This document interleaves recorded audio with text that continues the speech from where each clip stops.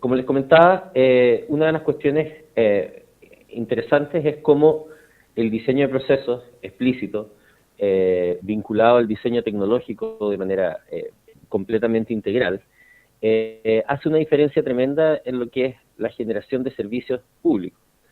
Entonces les voy a contar un poco cuál ha sido el camino de eso y hacia dónde apuntamos ahora desde la Unidad de Modernización del Estado desde esa perspectiva.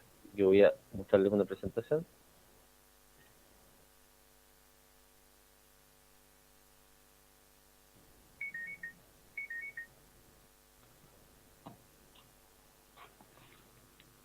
¿Se ve la presentación?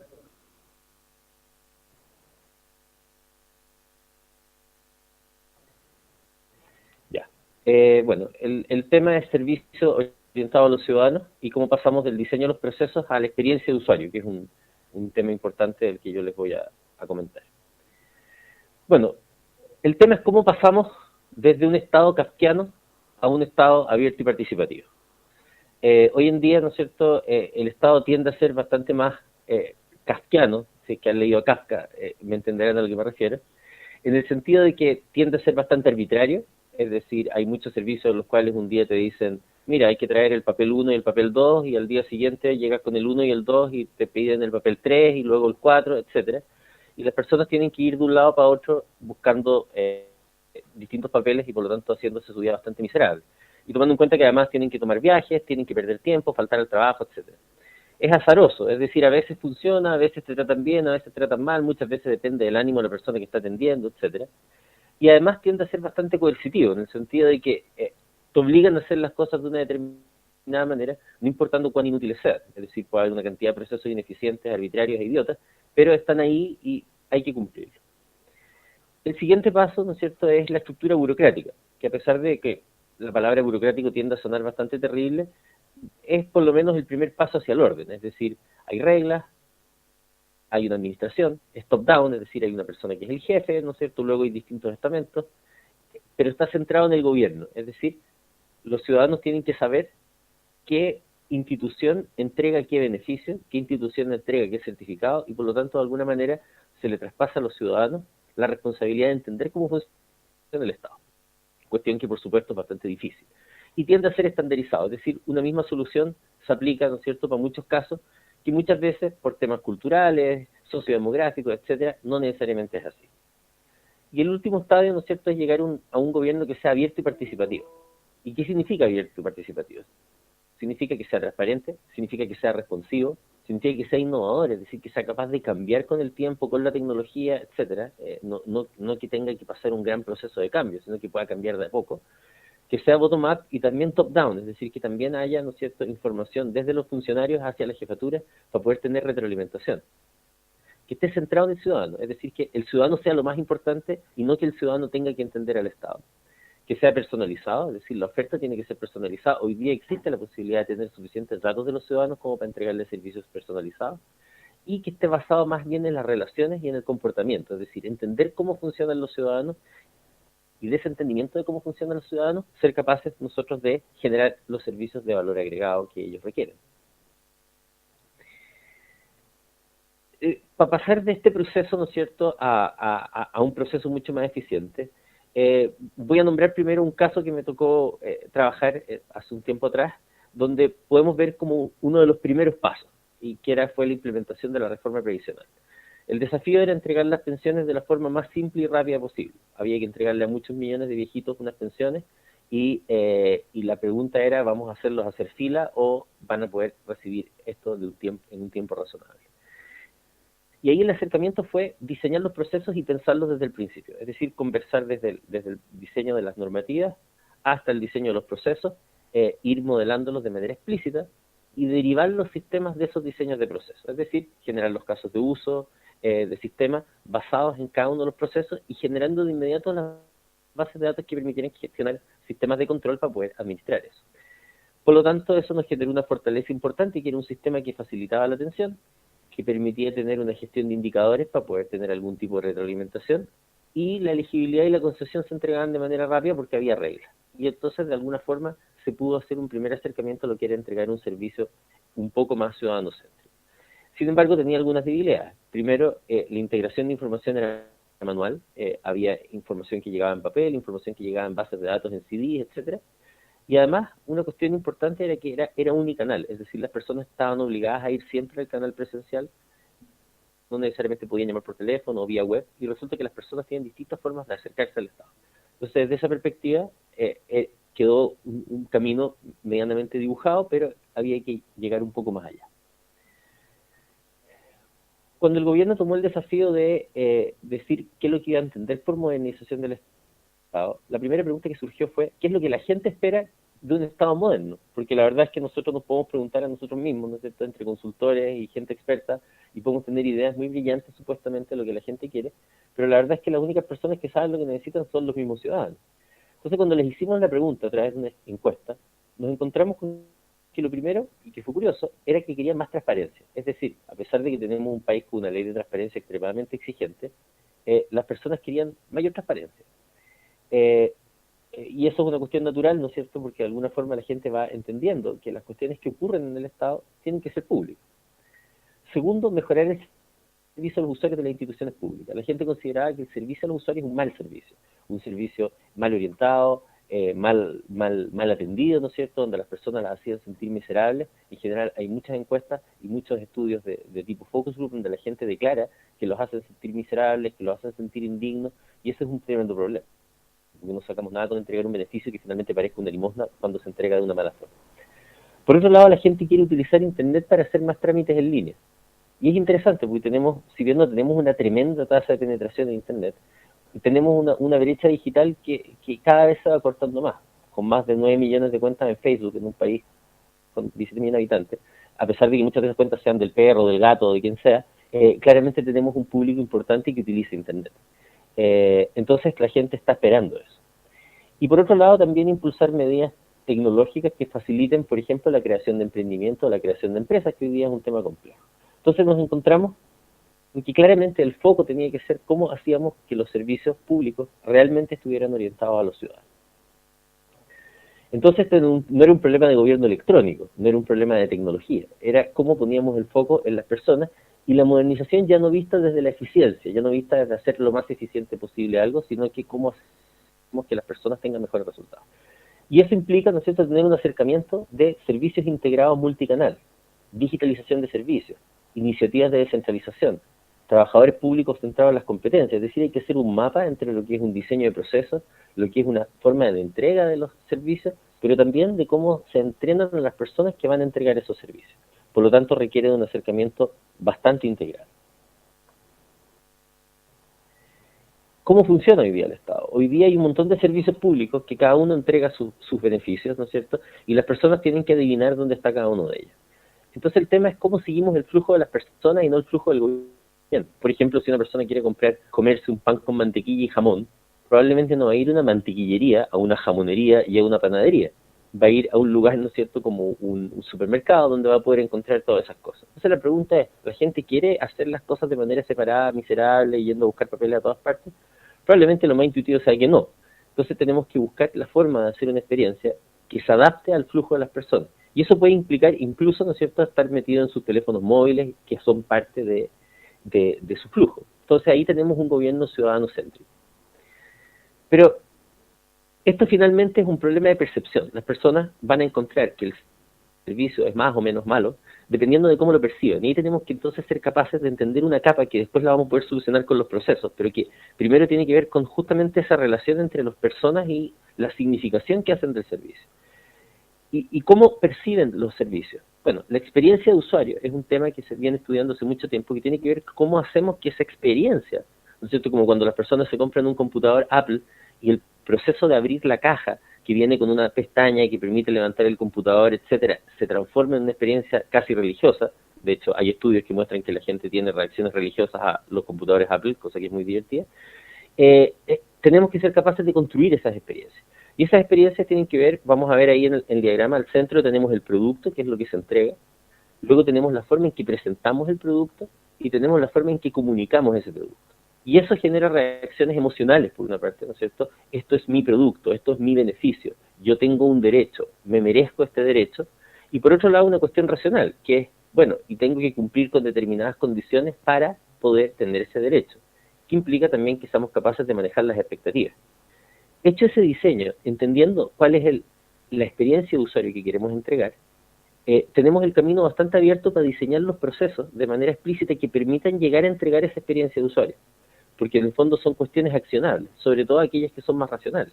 O sea, decir, la gente quiere sentirse bien puede sonar muy vago, pero cuando somos capaces de definir qué es lo que es bien, y es que se sienta cercana, entonces podemos entender de que lo que necesitan es que cuando lleguen al puesto de atención, las personas lo saluden por su nombre. ¿Cómo está doña Juanita? ¿Cómo está su hijo? Claro, tenemos una cuestión que parece perceptual, que parece súper blanda, pero en realidad para poder decir eso vamos a necesitar un CRM, ¿no es cierto?, que sea capaz de capturar el root de la persona cuando entró y que le aparezca en la pantalla los detalles de esa persona. Por lo tanto, nos va a dar una pista de cuál es el mejor diseño que podemos hacer finalmente por una plataforma. Entonces, cuando empezamos a pensar, ¿no es cierto?, cómo hacer el diseño de esto, uno puede pensar que existen cosas que ya se han hecho, no vamos a inventar la rueda. Y en ese sentido, la lógica de usar patrones de diseño se viene muy bien en este caso, porque en el fondo hay ciertas cuestiones que uno podría pensar que se parecen a otros negocios completamente distintos. Y me voy a ir a un lugar diferente, al mundo privado y al retail. Al final del día, crear una institución que entregue servicios de otras instituciones sería como tener un supermercado. Por lo tanto, Walmart, de alguna forma, cuando entrega Coca-Cola, o entrega sándwich, o entrega helados, o lo que sea, tiene un conjunto de proveedores de servicios y los entrega a través de una capa. Bueno, esto sería un modelo de retail, pero de servicios del Estado, donde tenemos que generar una institución capaz de entregar cualquier tipo de servicio. Por lo tanto, el producto que entrega no es el servicio. En realidad, el producto es la entrega del producto, aunque suene un poco extraño, pero básicamente su cadena de valor es cómo procesa ese producto y lo entrega finalmente, pero no es quien crea el producto, no es quien crea el beneficio social, no es quien crea la pensión, sino que es quien lo entrega. Entonces, desde esa perspectiva uno podría decir que tenemos al menos 4 procesos importantes que tienen que ver, por un lado, el análisis de necesidades, que tiene que ver con cómo estamos constantemente entendiendo lo que los ciudadanos necesitan y cómo lo necesitan. Por otro lado, la relación de los proveedores, que los proveedores vienen a ser los que entregan cada uno de estos productos, una pensión, un beneficio social, un subsidio a la vivienda, un subsidio a la educación, una beca, etcétera. Por otro lado está la gestión de los canales, que el canal es finalmente el lugar donde ocurre el producto. Por lo tanto, gestionar los canales permite entregar ese producto. Y finalmente la atención a los ciudadanos, que viene a ser la producción, es decir, viene a ser el producto que se entrega, atender bien, atender a tiempo, atender de manera razonable.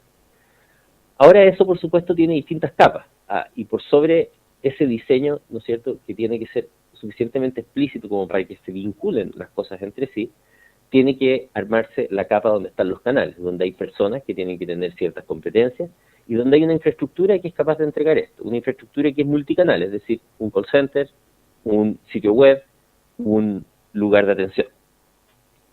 Y lo que vemos en la capa de arriba es lo que yo les había mostrado en la lámina anterior. Esta base permite sustentar esa experiencia de usuario, es decir, no podemos generar una experiencia de usuario que permita resolver, conocer y comunicar si no somos capaces de tener claramente esos procesos bien fundados que nos permiten generar información. Pero no sacamos nada con tener solo esos procesos si no somos capaces de generar información que nos permita hacer feedback. Y ahí es donde hay que ser capaz de diseñar una plataforma tecnológica que esté directamente vinculada a esos procesos, es decir, que, por ejemplo, las reglas de elegibilidad, que vienen a ser las reglas del negocio, estén creadas al mismo momento en que se fueron creando los sistemas de información y que vayan teniendo coherencia, que haya una base de datos transaccional que permita analizar. Y eso eventualmente, ¿no es cierto?, tener una plataforma de inteligencia de negocios donde podamos hacer gestión. Porque al final del día esto funciona como en la biología. Tenemos la homeostasis, ¿no es cierto?, donde básicamente nuestro cuerpo nos dice cuando hace demasiado calor, nos hace sudar para que tengamos menos calor, etcétera.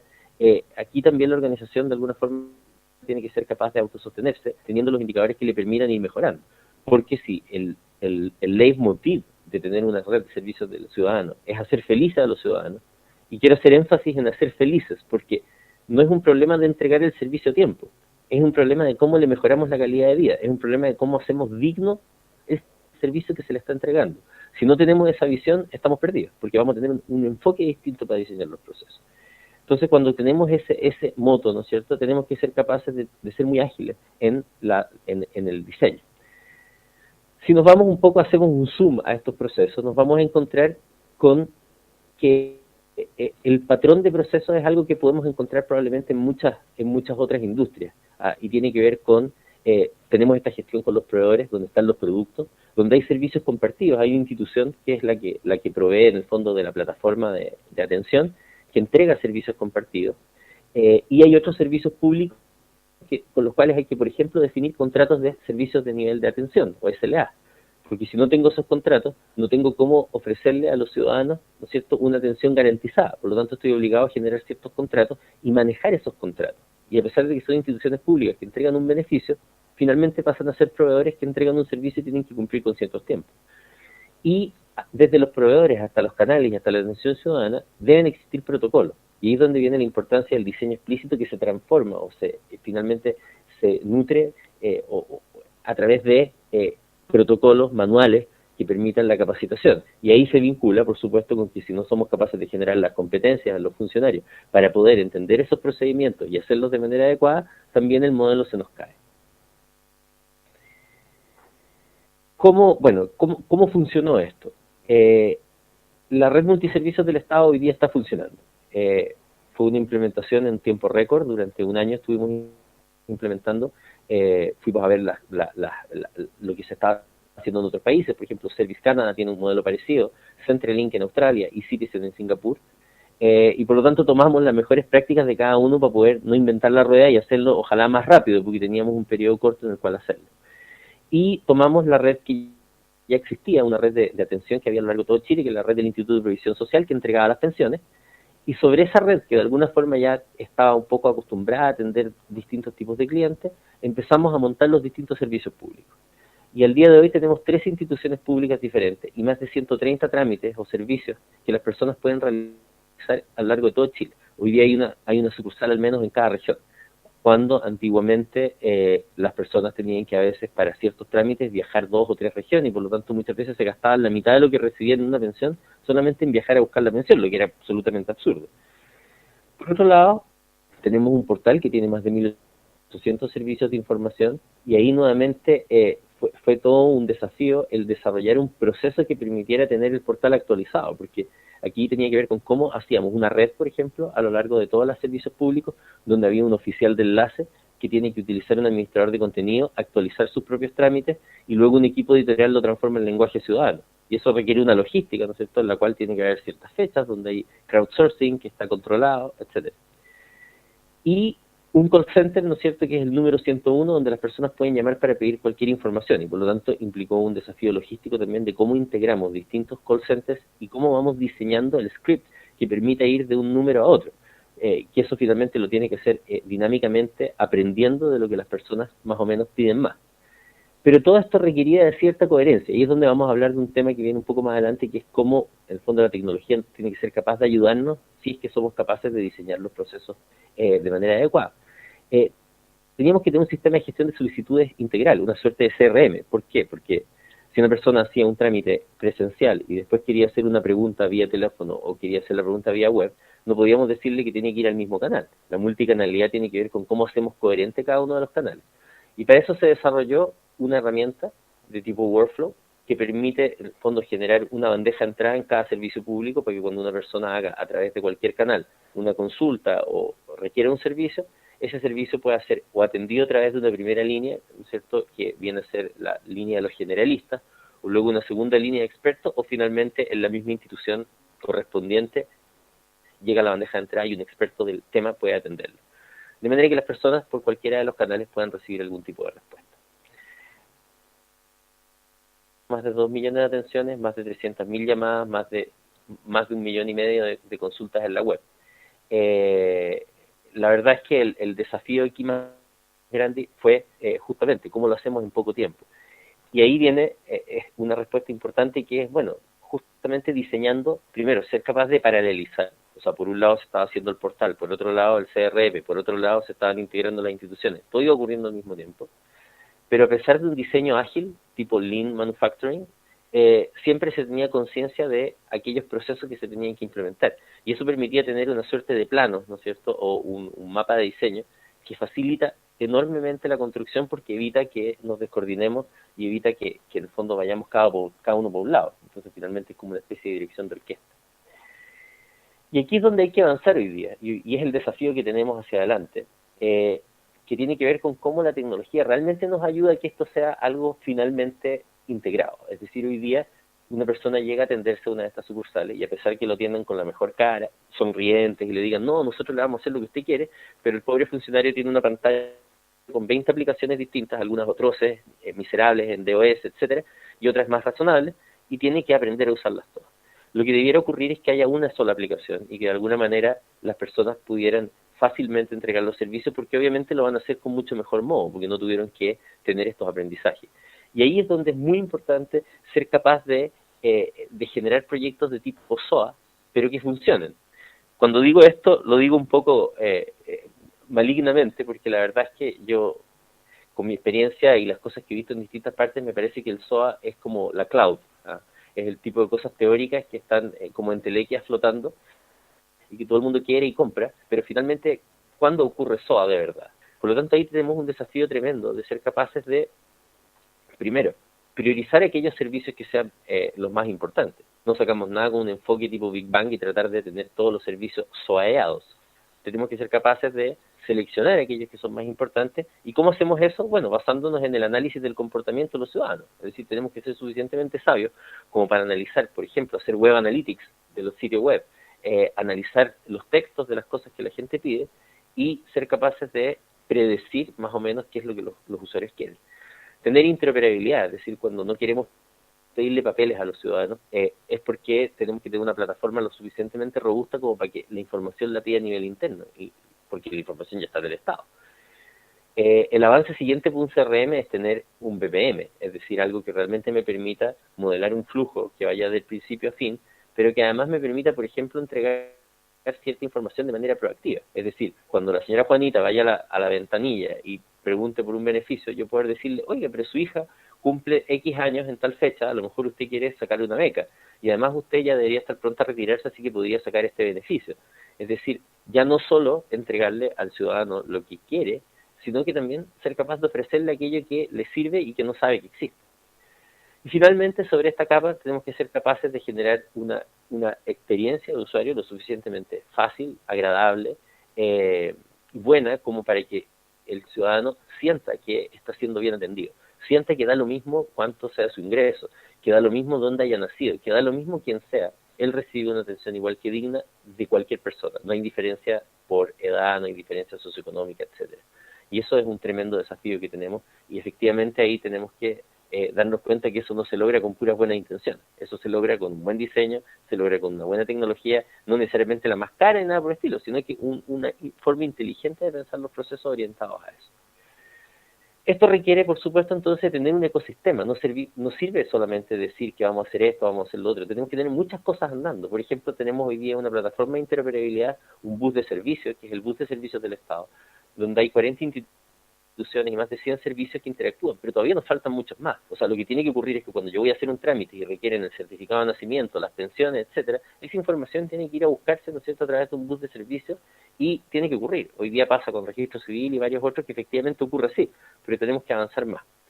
Por otro lado, si vamos a poner servicios en línea, no tiene ningún sentido que la gente tenga que poner una clave y un usuario distinto en todas partes. Entonces hemos lanzado una iniciativa que se llama Clave Única y Ciudadana, donde a través del registro civil la gente se puede enrolar y vamos a ir agregando cada vez más servicios a través de esta clave única para que al final del periodo efectivamente sea una obligación para todos los servicios públicos utilizar la clave única. Por otro lado, el uso de software público y de software libre también.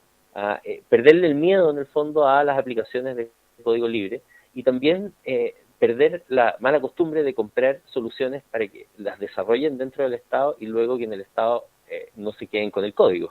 Evidentemente, si se hacen aplicaciones para el Estado, el código tiene que ser para el Estado porque se gastan recursos públicos de los impuestos de cada uno de nosotros. Por lo tanto, esas aplicaciones debieran poder reutilizarse. Hoy día el Estado compra bastante mal y los vendors de tecnología no tienen tampoco mucha conciencia a veces para vender y por lo tanto se generan ineficiencias. Vamos a lanzar una iniciativa que se llama Chile sin papeleo, que tiene que ver con cómo de aquí a final del 2013 eliminamos la mayor cantidad de trámites que sean no digitales y todos aquellos trámites que sean más útiles, que la gente más necesita hacerlos digitales. Y eso involucra un tremendo desafío, porque imagínense, transformar trámites a digitales implica eliminar algunos procesos y rediseñarlos para que se puedan entregar de manera razonable. Pero es distinto cuando uno lo hace dentro de una institución a cuando decide que todo el Estado tiene que hacerlo. Y eso implica en el fondo que vamos a tener que tener un ejército de consultores que van a tener que tomar cierta cantidad de instituciones y va a haber que ayudarles a través de alguna metodología. Por lo tanto, aquí se transforma en crucial tener una metodología de diseño de procesos y de derivación de esos procesos hacia la tecnología que sea lo más rápida posible, porque hay que lograr en muy corto tiempo generar esta tecnología. Nosotros estamos actualmente desarrollando una tecnología que permite de manera muy innovadora diseñar los procesos gráficamente y luego generar las plataformas de software adecuadas. Pero eso no sirve si es que no existe primero en la mente, ¿no es cierto?, del diseñador cuáles son los pasos que requiere. Pero también implica hacer proyectos de ley, cambios normativos y asegurarnos que no sean finalmente los abogados los que nos destruyen las iniciativas, cuestión que suele ocurrir, pero que ahora está mejorando. Y tener normativas adecuadas y actualizadas. Hoy día el Estado tiene un montón de normativas tecnológicas extremadamente desactualizadas, en particular los temas de seguridad prácticamente aparecen formas de proteger los disquetes. Entonces hoy día hay gente que no sabe siquiera lo que es un disquete. Generar muchas guías prácticas y comunidades de práctica. La gestión del conocimiento al interior del Estado es extremadamente importante porque eso permite, por ejemplo, reutilizar procesos, permite reutilizar tecnologías, aprender de las experiencias fallidas, etcétera. Entonces, para finalizar, ¿cuáles creemos que son los desafíos y las lecciones que podemos aprender y que creemos que aplican básicamente para todas las organizaciones, no solo para las organizaciones públicas? Lo primero tiene que ver con compromiso político, que en el caso de una empresa sería el compromiso del gerente general. Cualquier cosa que no se haga con el compromiso de más arriba, en realidad, en general, tiende a estar destinada a fracasar, a no ser que sea con mucha buena intención y con mucho cariño, pero la verdad es que finalmente el que toma las decisiones es quien está arriba, y si el que está arriba no está emocionado o entusiasmado con eso, la verdad es que es difícil. Por lo tanto, hay que ser capaz de hablar en ese lenguaje también. Es decir, no sacamos nada con vender un proyecto, ¿no es cierto?, a un gerente o a un director de servicio y decirle, oye, vamos a hacer un proyecto de SOA espectacular que permite que a través de web services hagamos una integración de middleware con las aplicaciones legadas que va a hacer que todo sea mucho más eficiente. Es una estupidez, porque ¿quién podría comprar una cosa como esa?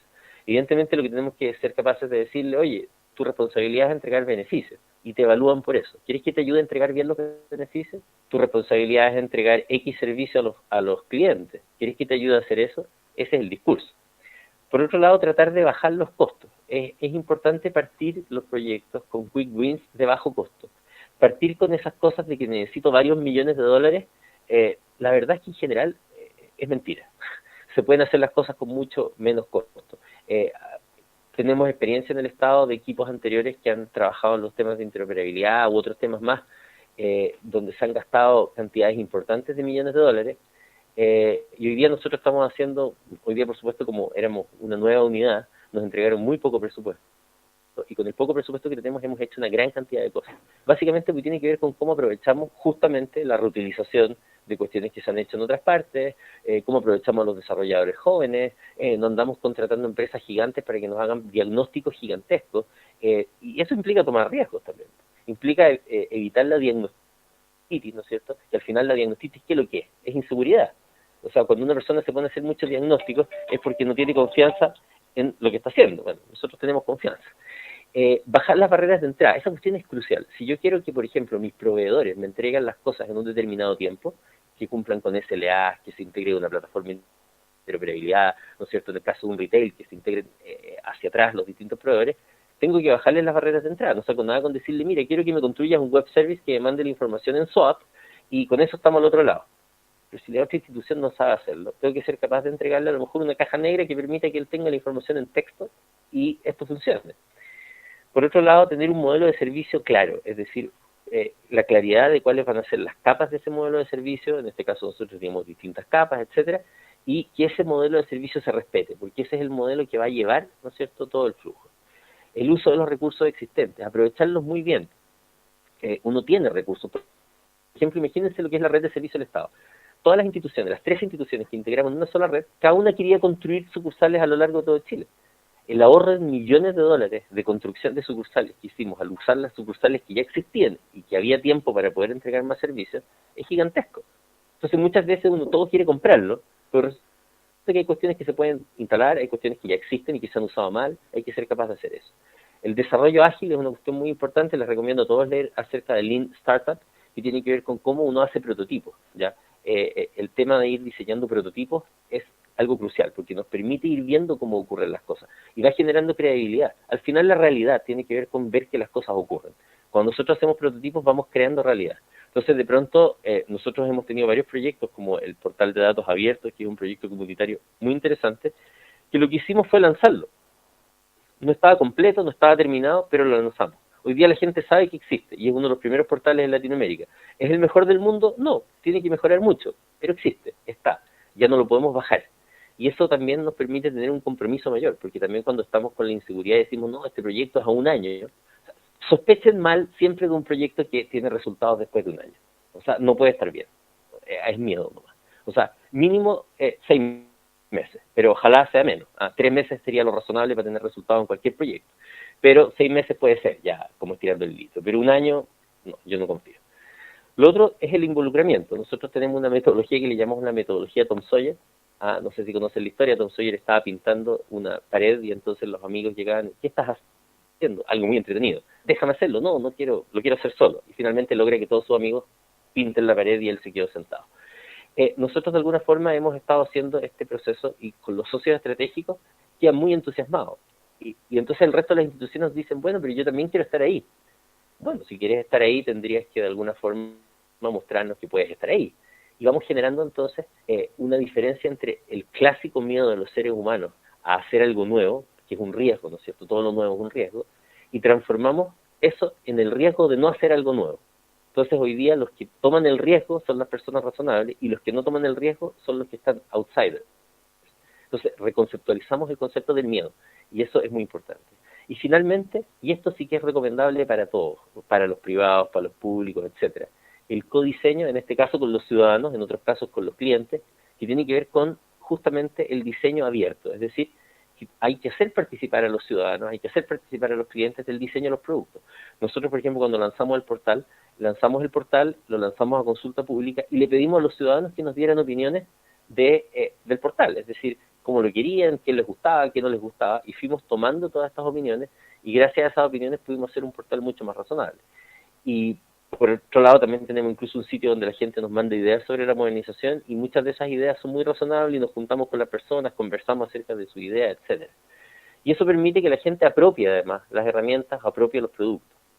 Entonces, en resultado, en resumen, así como un wrap-up, uno, cuando se diseña un negocio hay que tener la visión de mirarlo por completo, es decir, hay que ser capaz de entender el público objetivo, hay que ser capaz de entender cuál es la experiencia de usuario que queremos entregar, y de esa experiencia tenemos que ser capaces de derivar los procesos que permiten hacer eso. Y ahí no reinventar la rueda y buscar, ¿no es cierto?, ciertos patrones que ya existen de distintas áreas y tener la visión de hacer un benchmark con cosas que a veces son completamente distintas al negocio, porque siempre nos comparamos con el mismo tipo de negocio.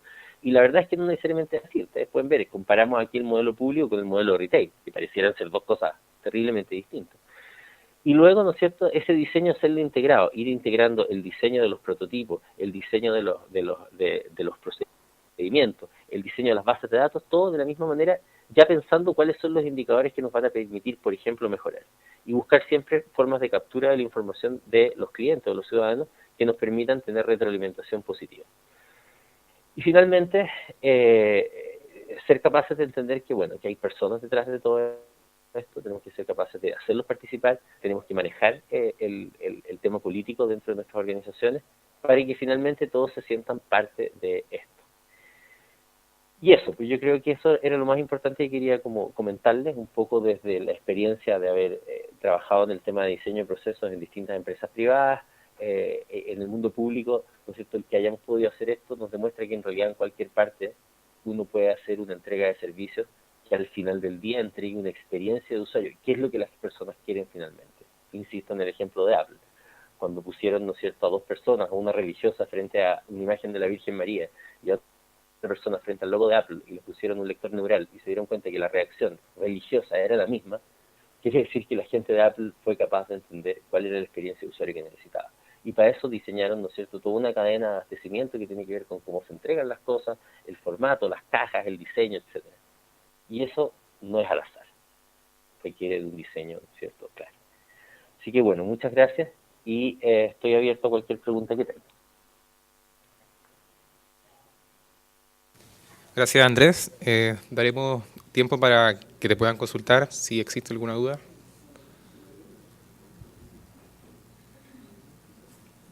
¿Alguien que quiera hacer alguna consulta, Andrés Bustamante? Ahí.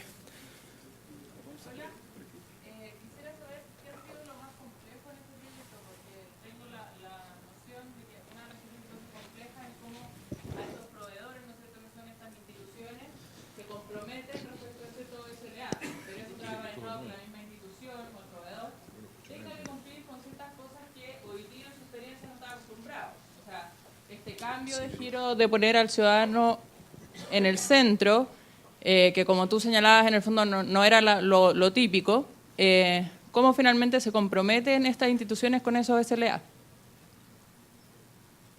Bueno, eso es una excelente pregunta porque efectivamente el compromiso está a un nivel muy, podríamos decir, personal. Hay que ser capaces de seducir, eso ya no es muy técnico. Aquí van las conversaciones, yo voy a ponerlo en un formato un poco brusco, pero cuando nosotros le ponemos al servicio público y le decimos, mira, tienes dos opciones, ¿te importan o no te importan los ciudadanos? Si te importan, hay que cumplir con estos estándares. Si no te importan, por favor, dinos públicamente que no te importan. Suena un poco coercitivo, pero de alguna manera, en realidad, la misión y la visión de cada uno de los servicios públicos tiene que ser esa. De alguna forma, efectivamente, nosotros hoy día tenemos la gracia de estar en un ministerio, que es el Ministerio de Secretaría General de la Presidencia, que es un ministerio coordinador, y tenemos un gran apoyo político con el cual podemos decir con cierta propiedad algunas cosas. Pero luego, lo más importante es que, luego de dicho ese mensaje, ser capaces de mostrarle a los servicios cuál es el beneficio que ellos tienen. Porque al final del día tienen un beneficio. Y hemos descubierto en cada uno de los casos que cuando se entregan los SLA correctos, la empresa, o sea, el proveedor en este caso, que sería un servicio público, tiene un beneficio inmediato, que es, por ejemplo, menos reclamos. El costo de procesar reclamos en el servicio público es altísimo, porque la gente envía reclamos a través de las oficinas de reclamos, pero también a través de la Comisión Defensora Ciudadana, lo que implica que se ponen abogados y tienen que recibir demandas, etcétera. Cuando entregan los servicios de la manera que nosotros les ofrecemos, primero, evitan tener que estar dando atención presencial, lo que les disminuye los costos. Segundo, los reclamos le llegan a Chilatienda y no le llegan a ellos, por lo tanto tienen que procesar muchísimos reclamos, muchos menos reclamos. Tercero, como la atención es mejor, efectivamente hay menos reclamos, por lo tanto también se les derivan menos reclamos. Entonces, hay que ser capaz de mostrarles con números, y eso implica que hay que calcular, y hay que decirle, mira, ustedes tienen esta cantidad de transacciones, esta cantidad de reclamos, nosotros podemos disminuirlo en X porcentaje, y juntando eso con el deber cívico que corresponde hacer el trabajo que les corresponde, hemos ido logrando hacer que esto ocurra. No es fácil, es un proceso lento, pues siempre hay excusas. No tenemos plata, no tenemos tecnología, necesitamos que nos ayuden, etcétera. Pero al final del día la verdad es que las instituciones se van entusiasmando. Y yo creo que lo que más nos ha impresionado con este enfoque Tom Sawyer es que hoy día de verdad las instituciones nos llaman por teléfono y nos dicen, ¿puedo ser parte de esto? ¿Qué es lo que tengo que hacer? Porque empezó a pasar a ser algo bueno, algo deseable. Eso.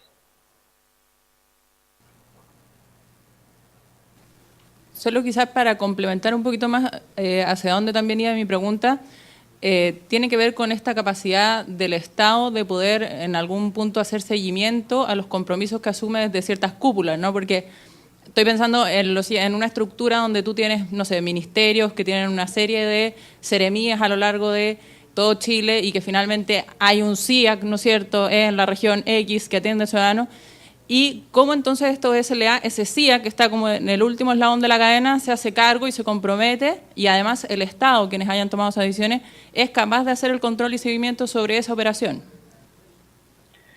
Mira, una de las cosas que es importante para lograr esto también es el involucramiento con los ciudadanos. Te voy a poner un ejemplo. Hoy día existe una ley, que es la 19.880, que nadie la conoce, que establece cierta cantidad de días para entregar respuestas.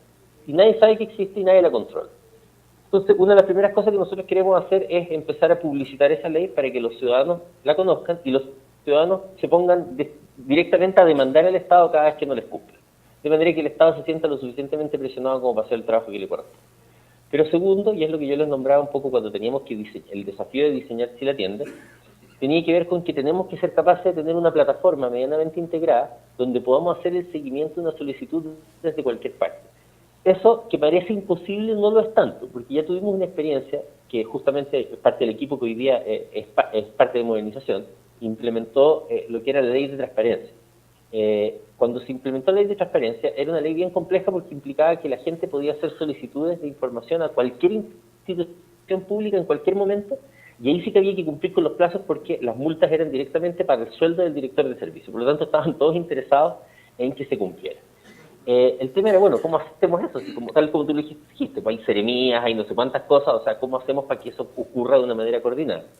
Y se hizo un acercamiento justamente de modelar los procesos, diseñar cómo debería ser, y se generó una aplicación que se derivaba directamente de los procesos y que se podía implementar en todas las instituciones, que es la aplicación del sistema de gestión de solicitudes, donde hoy día un 70, 80%, 90% casi de las instituciones lo utilizan, y donde al utilizar este estándar, en el fondo, que tiene incluso un estándar de la forma en que se gestionan los metadatos de las solicitudes, hoy día podemos tener un observatorio donde podemos ver el flujo de las solicitudes de transparencia de todo el Estado.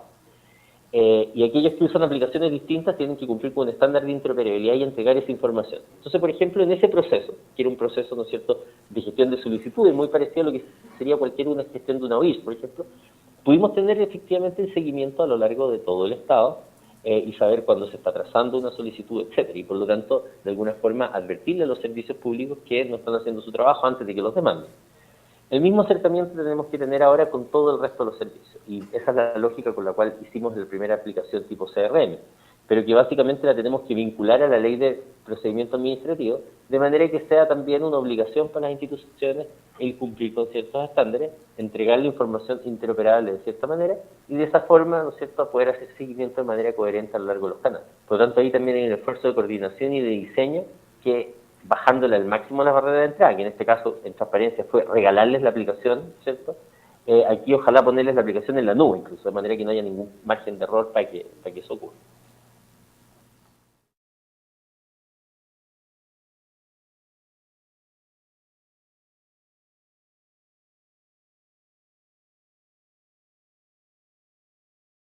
Encantada de poder compartir unos momentos con ustedes y ojalá les sea de utilidad esta experiencia que tuvimos hace un par de años en la empresa y que surgió fruto de un estudio de magíster de ingeniería. Y con ustedes quiero compartir una experiencia que creo que todos de alguna manera en nuestras empresas estamos desafiados a plantear soluciones con resultados. O sea, en las organizaciones nosotros somos medidos por resultados.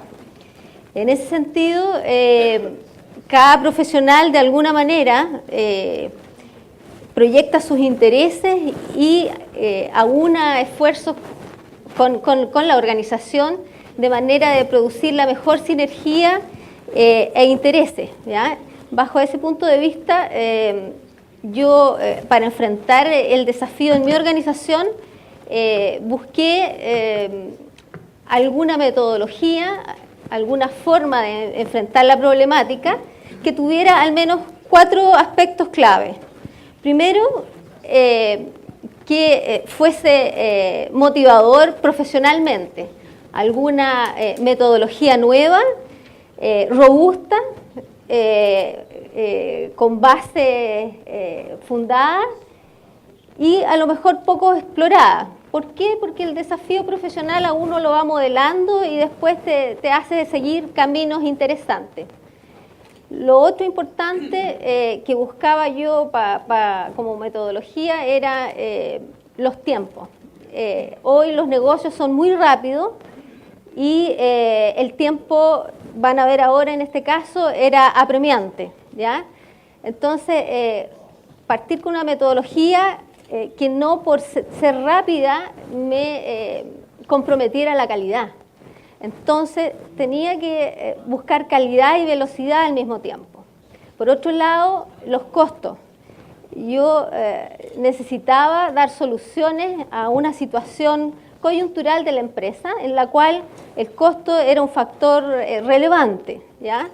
Por lo tanto, ojalá poder ir de a poquito avanzando en la medida de que se obtenieran resultados del aplicar esta metodología.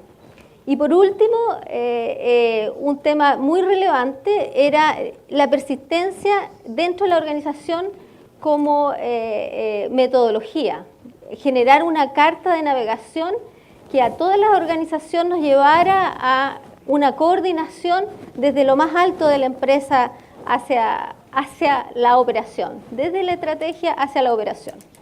¿Ya? Bajo esos aspectos que fueron determinantes, yo abordé esta problemática con la metodología de ingeniería de procesos de negocio. Les voy a comentar algunos antecedentes de la industria, el contexto en el cual se desarrolló este caso.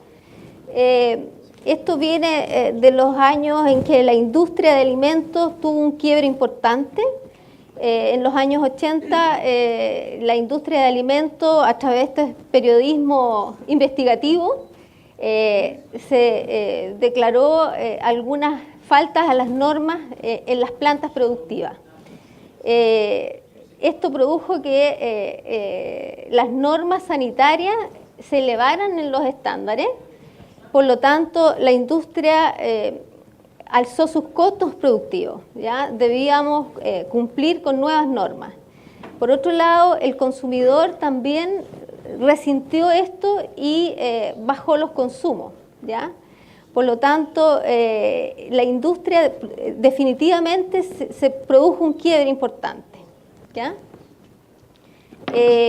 Con esto de cumplir con las normas, en la industria de alimentos había mucha industria artesanal. Por lo tanto, como no tenían las espaldas para cumplir, tuvieron que ir saliendo.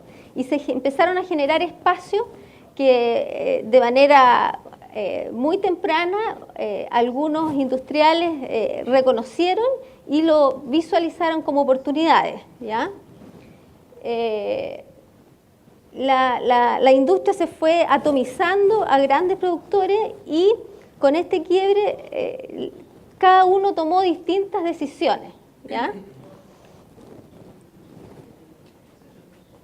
Esas decisiones, la verdad es que hoy, visto retrospectivamente, fueron las que hicieron que hoy día las industrias participaran los que están hoy día vigentes, ¿ya? La empresa en la cual estaba y ocurre este caso es una empresa que en esos entonces era el líder de la industria y dentro de su estrategia para enfrentar este quiebre de mercado resolvió mantener la planta productiva y modernizarla con mucha tecnología, pero con una capacidad de producción limitada. Otras empresas, como se habían ido algunos participantes del mercado, resolvieron ocupar esos espacios y se construyeron verdaderas plantas muy modernas y casi lujosas, diría yo. Yo hasta ahora sigo conociendo algunas y la verdad es que sorprenden el nivel de tecnología que tienen, ¿ya? Pero esto produjo que pasado el periodo había una sobredemanda, una sobreoferta, ¿ya? Entonces la demanda no crecía y la industria empezó a competir ofertando más y cada vez más y con una competencia para alcanzar los volúmenes de plantas con las cuales se habían construido. Eso hizo que la industria en general empezara a competir a través de los precios, ¿ya? Entonces había más volumen, menor precio, menos márgenes, los costos más altos. Por lo tanto, la situación de la industria tuvo un vuelco importante. En la empresa en que estaba trabajando, con esta capacidad instalada, atendía 15 oficinas comerciales a lo largo de todo Chile. Tenía una cartera de clientes bastante importante, unos 40.000 clientes, y su mayor fortaleza estaba en el mercado que se denomina mercado tradicional. El mercado tradicional son todos aquellos locales de barrio que tienen un monto de compra muy pequeño, una capacidad de frío también muy acotada, y la atención hacia ellos es casi personalizada, ¿ah? Requieren de una atención permanente del vendedor de ruta, ¿ya? Entonces, bajo este escenario, empezó a pasar el tiempo y la empresa no alcanzaba a producir los volúmenes para alcanzar su punto de equilibrio, y empezaron a tomarse las acciones que eran acciones más bien para mantenerse y sin mayores soluciones definitivas, ¿ya?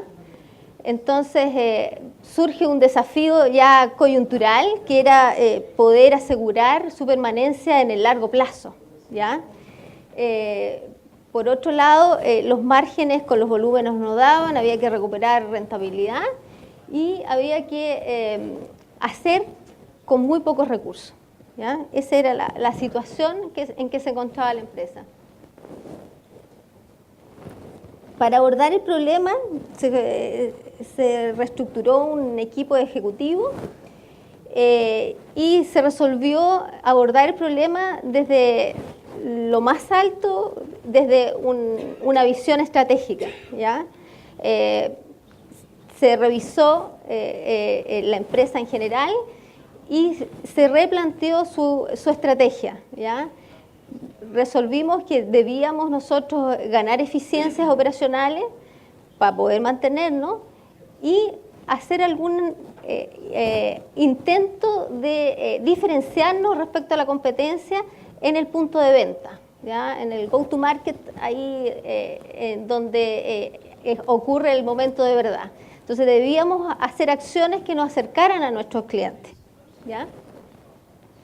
Por lo tanto, surge ahí un nuevo modelo de negocio basado en la fortaleza. O sea, evidente, uno recurre a lo que mejor sabe hacer.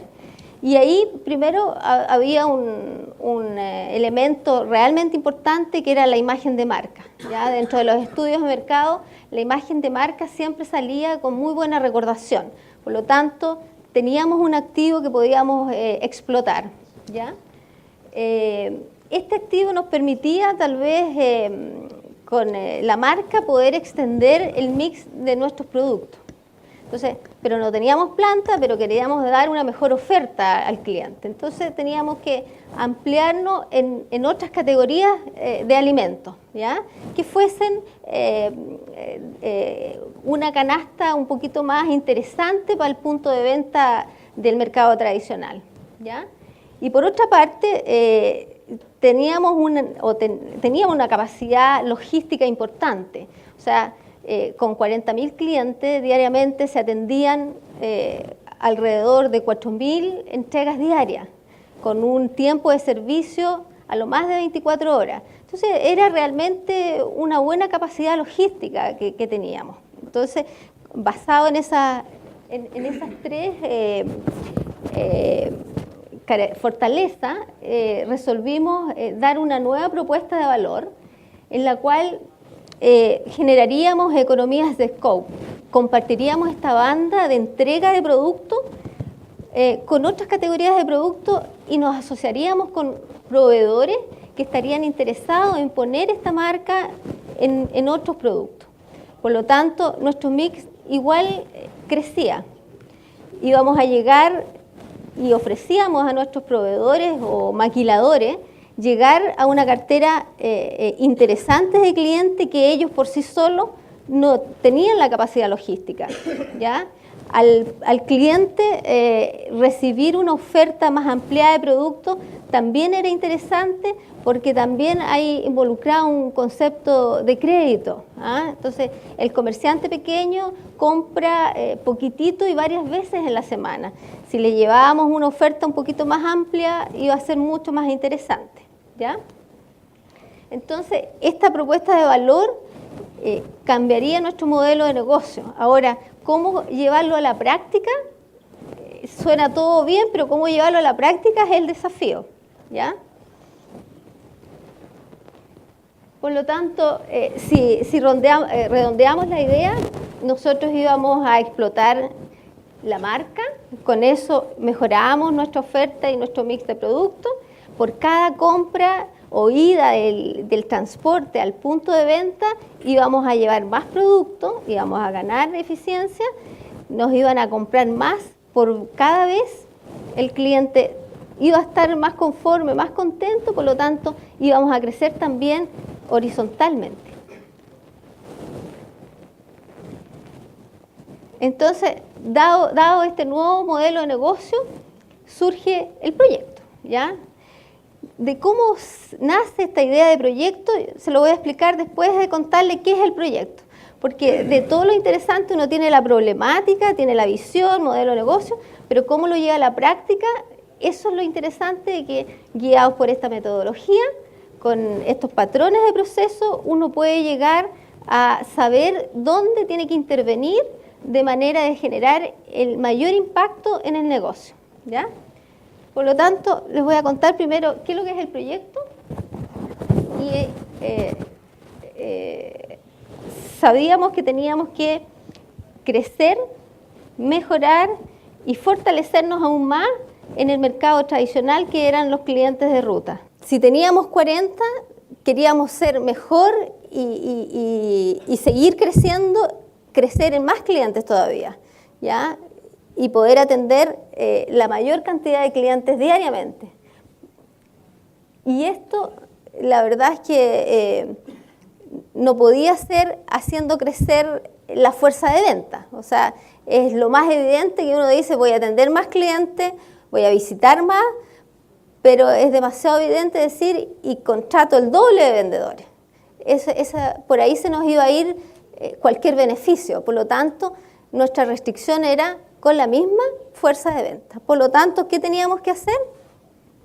Teníamos que optimizar la fuerza de venta para hacer una atención presencial, o sea, tampoco telefónica, más venta telefónica tampoco nos servía, sino que tenía que ser presencial a todos estos locales de barrio. Entonces, con estas economías de scope que se nos producen, con más proveedores, más productos, nos iba a producir una mejor eficiencia en el servicio y además las recaudaciones necesarias para apuntalar lo que estábamos viviendo. Hay 3 objetivos que debíamos cumplir con este proyecto, 4, y que de alguna manera al ponerlos así como objetivos muy específicos, después los vemos cómo se reflejan en los procesos de negocio, ¿ya? Entonces, de alguna manera, al conocer y al definir lo que el negocio necesita, se lee y se traduce en modelos muy claros y muy evidentes, ¿ya? La primera objetivo, que era balancear la cartera de clientes, significa poder asignar a cada grupo de vendedores una cantidad de clientes tal que sea capaz en el tiempo necesario de atender, ¿ya? Geográficamente cercano, con una frecuencia de visita de tal manera que él pudiese mantener la cartera atendida en un 100%, ¿ya? Ningún cliente debía dejar de ser visitado, ¿ya? Segundo objetivo era generar los planes de visita, con lo cual cada vendedor iba a hacer su trabajo diariamente. Entonces, si teníamos una cantidad de clientes asignados a cada vendedor y después le indicábamos diariamente y ordenadamente a quienes tenía que visitar, después nosotros podíamos generar indicadores que el mismo vendedor podía autogestionarse y decir cómo fue cumpliendo estos planes de visita, ¿ya? Y de alguna manera también poder identificar oportunidades a través de una atención diferenciada, que es el punto 4 que vamos a ver ahí, que los clientes de alguna manera tienen comportamientos distintos. Y tener un mercado masivo para atender es súper importante poder segmentarlo y poder conocer dónde están aquellos que nos acompañan y nos compran permanentemente, de aquellos que no son clientes tan buenos y que podríamos dejar escapar. Entonces, si bien nosotros focalizamos nuestro esfuerzo en mejorar la cartera de clientes, ese mejoramiento significa tener clientes de calidad y con compra permanente, ¿ya?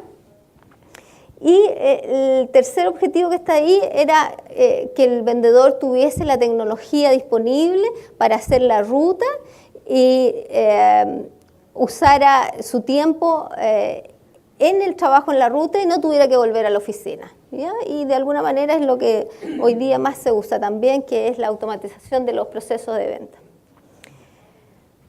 Aquí está la ontología de todo lo que es la metodología. Y vimos cómo partimos resolviendo el problema desde el punto de vista de la estrategia. Después vimos cómo el modelo de negocio tuvo que ser rediseñado para aprovechar las fortalezas de la empresa. Pero lo que toca ahora es poder llevar esta iniciativa a la práctica. Y para llevarla a la práctica, ahí está la arquitectura de procesos de negocio, ¿ya? Con esta arquitectura nos da la visión de que vamos a enfrentar la solución del problema con calidad, rapidez y a bajo costo. ¿Por qué con calidad? Porque es una metodología que está pensada y tú la tomas y la aplicas y te va guiando hacia dónde están las oportunidades. Con bajo costo porque uno enfrenta el problema y le va agregando el grado de dificultad o la lógica de negocio factible de implementar, pero que si el día de mañana tu negocio va cambiando, uno lo puede ir perfeccionando sin mayores dolores, ¿ah? Entonces es una lógica de negocio incremental también. Entonces uno puede partir por aspectos muy simples, de alto impacto, y en la medida que el negocio lo va requiriendo, puede ir evolucionando sin estos dolores de tener que cambiarlo todo.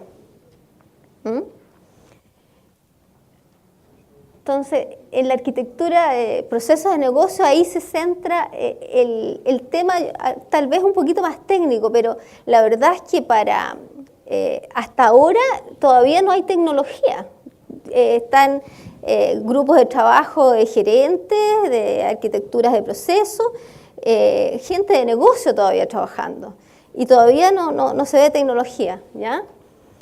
Estos diagramas de comprensión muy simple, totalmente de comprensión para cualquier persona, sin que sepa de tecnología, y permite una comunicación muy fluida respecto a quienes tienen que desarrollar una solución de tecnología versus quienes tienen la definición del negocio, ¿ya?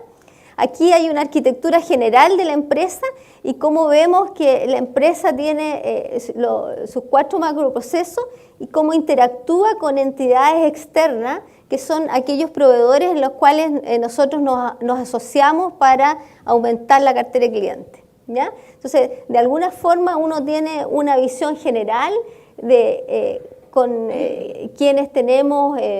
En ese minuto teníamos contratado lo que era la ejecución de transporte y los clientes, por otro lado, para ser atendidos. Entonces, dada la solución o el proyecto que planteamos, se ubicaba en el macroproceso de la cadena de valor. Después, también estos son instancias de los macroprocesos en la cual uno al estudiarlos, al leerlos, ve dónde se va ubicando la solución o lo que uno necesita para dar la solución. De aquí, en el macroproceso, la relación con el cliente, ahí se ubica todo lo que tiene que ver con la toma de pedido. Y esto ya es cómo el proyecto está modelado. Y ustedes ven aquí que tiene justo... los objetivos que nos planteamos, que era balancear la cartera de clientes, después generar los planes de visita y después poder medir cómo se ejecutan estos planes de visita. Eso en el día a día, con la rapidez y la velocidad, de alguna manera con un indicador rápido que va teniendo el vendedor, inmediatamente puede ir reaccionando y tomando acciones para que su trabajo en terreno sea efectivo. Debajo de estos procesos ya vienen las cadenas de las pistas de lógicas de negocio, que ahí ya tiene que ver con los aspectos más funcionales, o sea, qué lógica de negocio se va a definir, por ejemplo, en la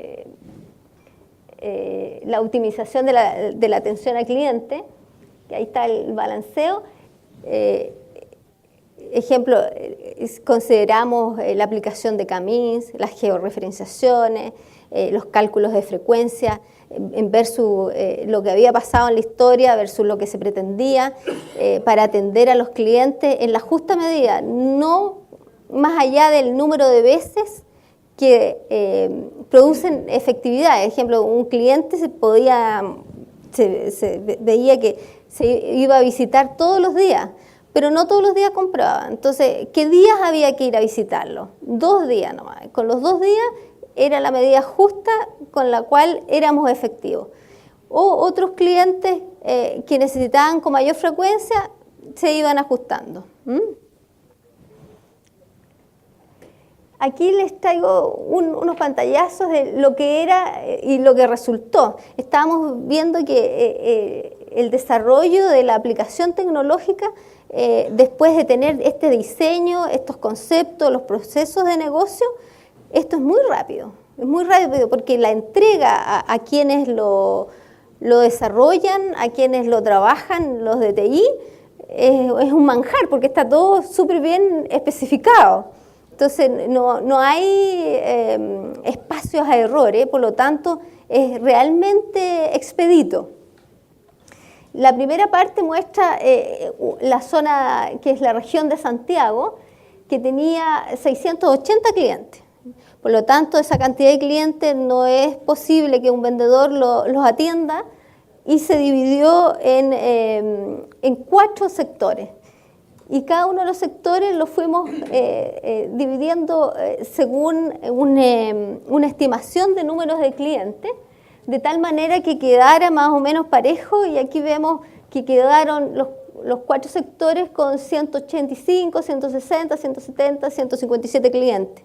Eso a través, metíamos los clientes y con un clic se separaban con un camino y lógica de negocio que nosotros determinamos. Y calculábamos la frecuencia histórica y le metíamos como parámetro la frecuencia de visita meta que le poníamos. Dependiendo de los sectores de las ciudades, hay sectores que se tienen que atender con mayor frecuencia que otros, y parámetros de negocio que se metían de tal manera que esto fuese lo más real posible. Los puntitos que se ven de ahí de colores lo traje para mostrarles porque así estaba inicialmente toda la cartera. Los vendedores se cruzaban y participaban de todos los sectores. Entonces, realmente no había una eficiencia en el tema. Después de aplicar esto, llegamos a que cada uno de estos sectores les generábamos sus planes de visita, y para cada día le calculábamos cuántas visitas días tenía que hacer. Sorpresa para el gerente comercial, él pensaba que se hacían no menos de 60 visitas día. La realidad y la historia digo que se hacía bastante menos. O sea, con la fuerza de venta que nosotros decíamos, tenemos que crecer, por lo tanto no vamos a tener capacidades para atender más clientes, los números y al ordenar esto nos daban otra cosa, que teníamos capacidad para seguir atendiendo y atendiéndolos a todos sin que se nos escapara ningún cliente.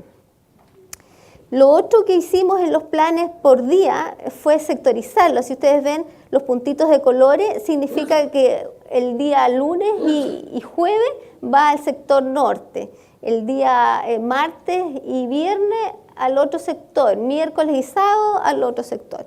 Y sobre esto se hizo un recorrido óptimo usando de estos algoritmos que son vendedor viajero y de alguna manera una propuesta al vendedor dónde tiene que visitar, con qué secuencia, de tal manera de aportarle más a su trabajo diario. Con esto estábamos en la parte de venta, pero si vamos viendo después cuando iba el camión, si también el pedido era tomado en forma ordenada, el camión también iba a tener un beneficio porque las entregas también iban a ser ordenadas. Entonces esto la verdad es que tenía y tiene más repercusiones de las que se estimaban inicialmente. Y aquí les traigo algunas gráficas reales del piloto que se hizo en una zonal muy pequeña. Se hizo fuera de Santiago, pensando en la gestión de cambio que esto podía implicar a través de la fuerza de venta, porque ahí identificábamos que había un punto de riesgo, ¿ya? El trabajar con la fuerza de venta, sacarles clientes a algunos, ponerles a otros, eso tenía movimientos de renta y comisión y todo, entonces era un tema delicado. Entonces decidimos hacerlo de a poco, demostrar que era un beneficio para ellos porque al último iban a trabajar la misma cantidad de tiempo, pero con mayor eficiencia, por lo tanto, iban a verse beneficiados con sus comisiones de todas maneras. La gráfica de arriba, ¿qué muestra? Muestra el cruce de las curvas cuando nosotros partimos con el piloto en octubre del 2010. La gráfica en rojo que viene decreciendo son los clientes que se nos estaban fugando y que nosotros no nos dábamos cuenta porque rotaban, ¿ya? Y la curva creciente muestra aquellos clientes que eran fieles y que nosotros no sabíamos y que no les atendíamos en forma diferenciada. Pero al mostrárselo, el vendedor comenzó a hacer también sus planes, sus trabajos distintos. Entonces produjo que las curvas se cruzaran. Entonces tenemos más clientes fieles y los que se fugaron decrecieron. La otra gráfica que les traje es el número de compras reales de los clientes fieles. ¿Se dan cuenta cómo crecieron durante el año? La curva realmente muestra un crecimiento. Después, la otra gráfica interesante es que muestra cómo se comportaron los clientes fieles. Lo que pasa es que este mercado, estos clientes, además de ser muchos, sus compras por vez son bien pequeñas. Entonces, se segmentan aquellos clientes que compran entre 5 y 10 mil pesos mes, ¿ya? Hasta un segmento de 45 a 100 y más de 100. O sea, la verdad es que es un trabajo bien de hormiga. Y ahí la gráfica muestra la comparación entre el 2010 y el 2011 y que definitivamente crecieron los clientes que nos compran más. O los fieles crecieron en el volumen de su compra por vez. Y por otro lado, los clientes fugados, los que se nos fugaron fueron precisamente los que nos compraban menos, porque creció la curva entre el 2010 y 2011 en el segmento más pequeño. Entonces, la calidad de la cartera definitivamente está mejorando. Los resultados obtenidos, esto es el total de la zonal de piloto y las curvas, nada que decir, o sea, la distancia que hay entre un año y otro, la verdad es que crecieron en un 27% y total compañía habíamos crecido un 1% en kilo y un 8% en monto. Quedó fuera de todo rango esta zonal piloto y definitivamente los resultados se vieron y se midieron. Y por último, ¿qué les traje? De qué manera nosotros empezamos a gestionar y cómo el vendedor empezó a gestionar su propia cartera de cliente. Entonces, él tenía planes de visita que tenía que cumplir y además tenía una visión de quiénes eran sus clientes.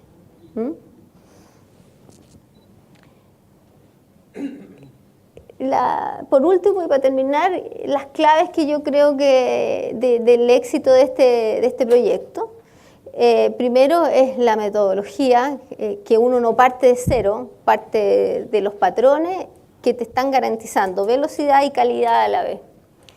La gestión del cambio, sin duda que por el área en la cual estábamos interviniendo era clave. El sponsor, esto nació desde la gerencia, por eso partió con un cambio de modelo de negocio y de ahí a generar las iniciativas que podían hacerlo operativo, empezar a cambiarlo, ¿ya?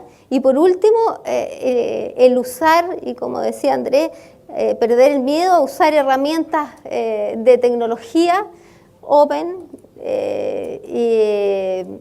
disponible y de rápida uso, ¿ya? No enredarse mucho en herramientas caras y no sé, pues estos paquetes que uno no sabe qué hacer. Tiene que tener la flexibilidad para implementar lo que uno está definiendo en el negocio y no que vengan predefinidos. Eso es importante. Eso es lo que quería y les traje hoy día para compartir.